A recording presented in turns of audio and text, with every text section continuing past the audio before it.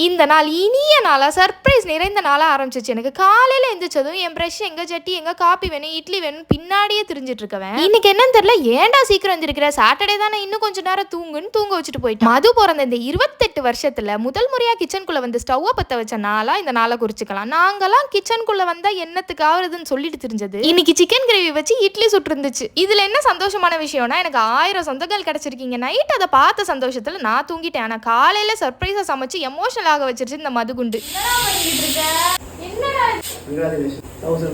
உண்மையிலே நம்ம வீட்டுக்குள்ளதான் இருக்கோமான்னு என்னாலே என் கண்ணை நம்ப முடியல. ஏன்னா ஒரு தட்டை கூட கழுவாத என் புருஷன் இன்னைக்கு சமைச்சது கின்னஸ் ரெக்கார்ட்லயே சேர்க்கலாம். ஆனா ஒண்ணு சும்மா சொல்லக்கூடாது, சிக்கன் கிரேவி டேஸ்ட் பிரமாதமா இருந்துச்சு. பாராட்டெல்லாம் முடிஞ்சிச்சா? இப்ப கிளைமேக்ஸ். வாங்கி வச்ச 1/2 லிட்டர் நல்லெண்ணெயை காணும், வெங்காயத்தை காணும், தக்காளியை காணும், ஒரு டப்பா பெப்பரை காணும். அது போக நான் கறி துணியா யூஸ் பண்ணிக்கிட்டு இருந்த பழைய ஏப்ரான மாட்டிக்கிட்டு கிருட்டாண்டி மாதிரி சுத்திக்கிட்டு தெரிஞ்சிருக்கு.